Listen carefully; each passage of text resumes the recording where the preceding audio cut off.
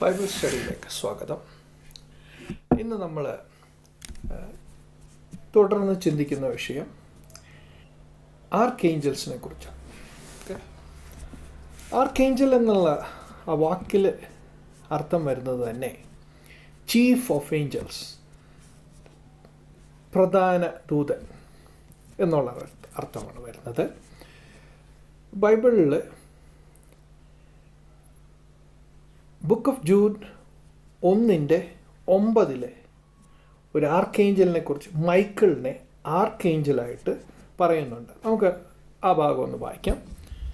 എന്നാൽ പ്രധാന ദൂതനായ മിഖായേൽ മോശയുടെ ശരീരത്തെക്കുറിച്ച് അവിടെ ആക്ച്വലി നമ്മൾ മിഖായേൽ പ്രധാന ദൂതനാണ് എന്നുള്ളത്, ഇപ്പോൾ ഇംഗ്ലീഷിൽ മൈക്കിൾ ദി ആർക്കേഞ്ചൽ എന്ന് പറയുന്നത് അവിടെ മാത്രമാണ് ആ ഒരു പ്രയോഗം നമ്മൾ കാണുന്നത്. അതിൽ നിന്ന് മൈക്കിൾ ഒരു ആർക്കേഞ്ചലാണ് എന്ന് നമുക്ക് മനസ്സിലാവും.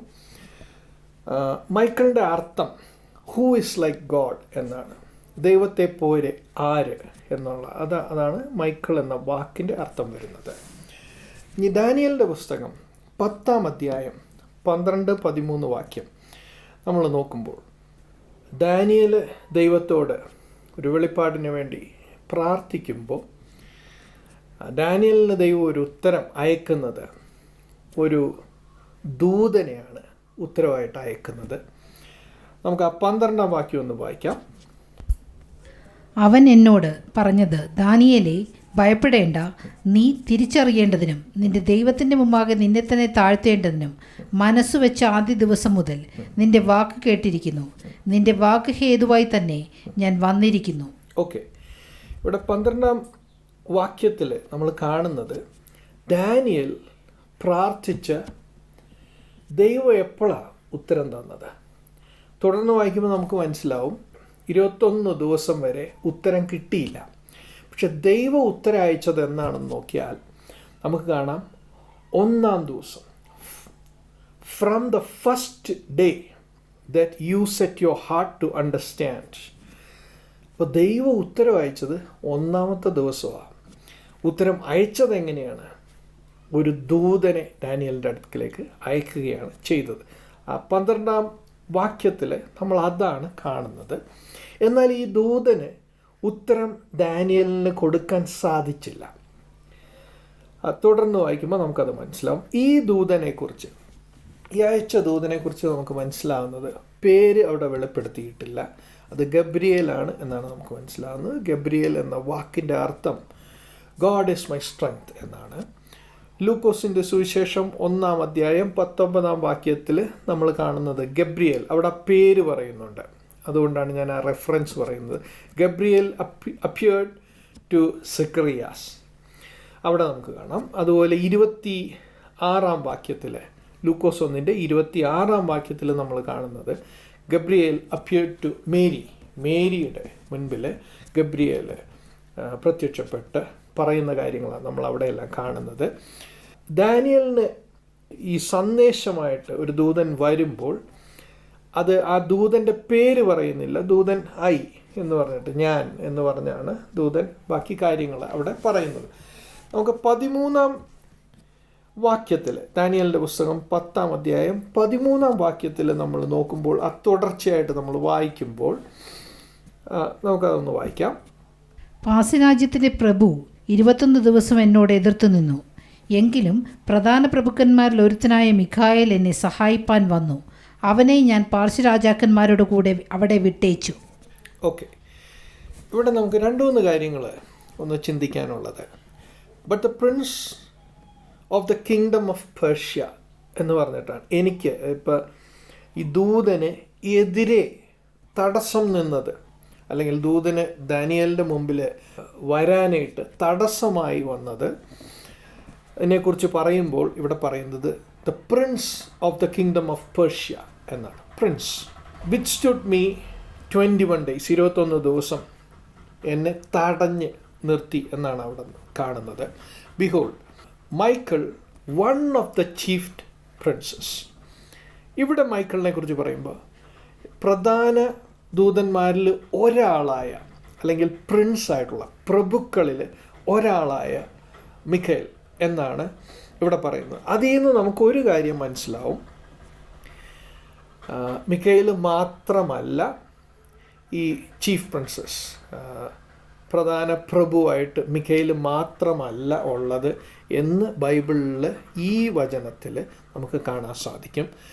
പാർസി രാജ്യത്തിൻ്റെ പ്രഭു എന്ന് പറയുന്ന ഒരുവൻ്റെ പേര് അവിടെ വെളിപ്പെടുത്തുന്നില്ല, ഒരു സ്ഥാനപ്പേര് മാത്രമേ നമ്മളവിടെ കാണുന്നുള്ളൂ.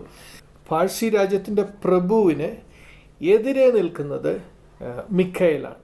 സന്ദേശം കൊണ്ടിരുന്ന ദൂതനെ അവിടെ നിന്ന് റിലീസ് ചെയ്യുവാൻ വേണ്ടിയിട്ട് മിഖായേൽ വരുന്നതായിട്ട് നമ്മളവിടെ കാണുന്നു. ഈ വാക്യത്തിൻ്റെ അവസാന ഭാഗത്ത് നമ്മൾ നോക്കുമ്പോൾ, came to help me for I had been left alone there with the kings of Persia. Kings of Persia എന്ന് ആദ്യം നമ്മൾ കണ്ടത് പ്രഭു, അത് സിംഗുലർ ആണ് അവിടെ കണ്ടത്. പ്രഭുവിൻ്റെ കൂടെ ഉണ്ടായിരുന്നത് രാജാക്കന്മാർ, കിങ്സ് ഓഫ് പേർഷ്യ എന്ന് നമ്മളവിടെ കാണുന്നുണ്ട്. ഓക്കെ, ഇതിൽ നിന്ന് നമുക്ക് ഇവിടുത്തെ ഒരു ഹയറാർക്കിയെ കുറിച്ച് നമുക്ക് മനസ്സിലാകുന്നത്, പ്രഭു രാജാക്കന്മാരുടെ മുകളിൽ നിൽക്കുന്ന ആ പൊസിഷനാണ് നമ്മൾ കാണുന്നത്. ഒരു പ്രഭു, ആ പ്രഭുവിൻ്റെ കീഴിൽ അനേക രാജാക്കന്മാർ എന്നാണ് നമുക്കിവിടെ നിന്ന് മനസ്സിലാക്കുന്നത്. അപ്പോൾ ഇവിടെ നമ്മൾ ശ്രദ്ധിച്ചത്, മിഖായേലിനെ കുറിച്ച് പറയുന്നത് one of the chief princess, പ്രധാന പ്രഭുക്കളിൽ ഒരാളായ മിഖായേൽ എന്നാണ് മിഖായേലിനെ കുറിച്ച് പറയുന്നത്. ഡാനിയലിൻ്റെ പുസ്തകം 12-ാം അധ്യായം 1-ാം വാക്യം നമുക്കൊന്ന് വായിക്കാം. അക്കാലത്ത് നിന്റെ സ്വജാതിക്കാർക്ക് തുണ നിൽക്കുന്ന മഹാപ്രഭുവായ മിഖായേൽ എഴുന്നേൽക്കും. ഒരു ജാതി ഉണ്ടായതു മുതൽ ഈ കാലം വരെ സംഭവിച്ചിട്ടില്ലാത്ത കഷ്ടകാലമുണ്ടാകും. അന്ന് നിന്റെ ജനം പുസ്തകത്തിൽ എഴുതി കാണുന്ന ഏവനും തന്നെ രക്ഷ പ്രാപിക്കും. ഓക്കെ, ഇവിടെ നമ്മൾ ആർക്കേഞ്ചലിനെ കുറിച്ചാണ് പഠിക്കുന്നത്. അതുകൊണ്ട് ആ ഒരു ടോപ്പിക്കിലോട്ട് തന്നെ നമ്മുടെ ശ്രദ്ധ കേന്ദ്രീകരിക്കുന്നത്.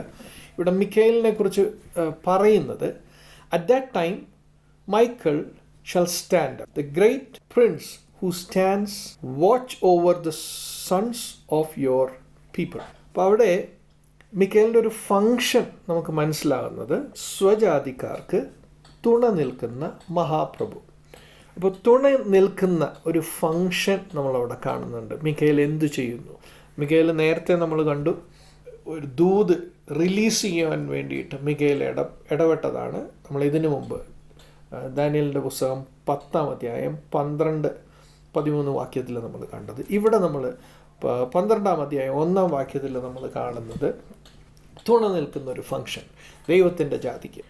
ഒരു കാര്യം നമുക്ക് ശ്രദ്ധിക്കാൻ പറ്റുന്നത്, ഈ മിഖായേലിൻ്റെ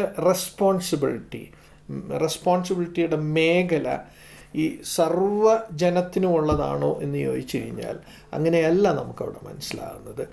ഇസ്രായേൽ മക്കളുടെ മേൽ ഉള്ള ഒരു പ്രഭുവായിട്ടാണ് മിഖായേലിനെ നമുക്ക് മനസ്സിലാകുന്നത്. അതുപോലെ ഗബ്രിയേൽ ദൂതൻ ലോകത്തുള്ള എല്ലാവർക്കും സന്ദേശം കൊണ്ടെത്തിക്കുന്ന ദൂതനാണോ എന്ന് ചോദിച്ചു കഴിഞ്ഞാൽ അങ്ങനെയല്ല നമുക്ക് മനസ്സിലാകുന്നത്. ഇസ്രായേൽ മക്കളുടെ ഇടയിലുള്ളൊരു മിനിസ്ട്രിയുടെ ഭാഗമായിട്ടാണ് അവർ നിൽക്കുന്നത്. ബൈബിളിൽ നിന്ന് കൂടുതലായിട്ട് പഠിക്കുമ്പോൾ നമുക്ക് മനസ്സിലാകുന്നത്, ഓരോ രാജ്യത്തിൻ്റെ മേൽ, ഓരോ റൂളർഷിപ്പ് ഇതിൻ്റെ മേലെല്ലാം ഒരു ആത്മീയ ശക്തിയുണ്ട്. അതിൻ്റെയൊക്കെ ഡീറ്റെയിലിലോട്ട് നമ്മൾ പിന്നീട് ഈ സ്റ്റഡിയിൽ പോകും. ഇപ്പം നമ്മൾ ചിന്തിച്ചുകൊണ്ടിരിക്കുന്ന ടോപ്പിക്കിൻ്റെ ഭാഗമായിട്ട് നമുക്ക് തുടർന്ന് ചിന്തിക്കാം. വെളിപ്പാട് പുസ്തകം 12-ാം അധ്യായം 7-ാം വാക്യം. പിന്നെ സ്വർഗത്തിൽ യുദ്ധമുണ്ടായി. മിഖായേലും അവൻ്റെ ദൂതന്മാരും മഹാസർപ്പത്തോട് പടവെട്ടി, തൻ്റെ ദൂതന്മാരുമായി മഹാസർപ്പവും പടവെട്ടി ജയിച്ചില്ല താനും. ഓക്കെ, അപ്പം ഇത് അവസാനത്തെ ഒരു യുദ്ധത്തെക്കുറിച്ച് ഉള്ള ഒരു പരാമർശമാണ് നമ്മളിവിടെ കാണുന്നത്. ഇവിടെ മൈക്കിൾ ആൻഡ് ഹിസ് ഏഞ്ചൽസ് എന്നൊരു പ്രയോഗമാണ് ഇവിടെ കാണുന്നത്. അതായത് മിഖായേൽ ഒറ്റക്കല്ല അവിടെ യുദ്ധം ചെയ്യുന്നത്, മൈക്കിൾ ആൻഡ് ഹിസ് ഏഞ്ചൽസ്. അപ്പോൾ മിഖായേലിൻ്റെ കീഴിൽ ഒരു ദൂത സംഘമുണ്ട് എന്ന് നമുക്ക് അവിടെ നിന്ന് മനസ്സിലാക്കാൻ സാധിക്കും. അതുപോലെ തന്നെ ഡ്രാഗൺ എന്ന് പറയുമ്പോൾ ഡ്രാഗണിനെ കുറിച്ചും മഹാസർപ്പത്തെക്കുറിച്ച്, ലൂസിഫറിനെ കുറിച്ചെല്ലാം നമ്മൾ തുടർന്നുള്ള സ്റ്റഡികളിൽ വരും.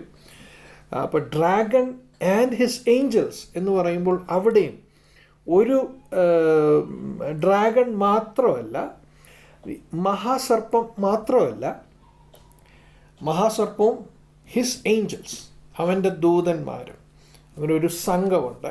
ഇപ്പോൾ മൈക്കിളിൻ്റെ കീഴെ ഒരു ചീഫ്, ഒരു ആർക്കേഞ്ചലിൻ്റെ കീഴെ കുറേ ദൂതന്മാരുണ്ട് എന്ന് നമുക്കിവിടെ മനസ്സിലാവും. അവരുടെ ഫങ്ഷനും നമുക്ക് ഈ വാക്യങ്ങളിൽ നിന്നെല്ലാം മനസ്സിലാവുന്നുണ്ട്.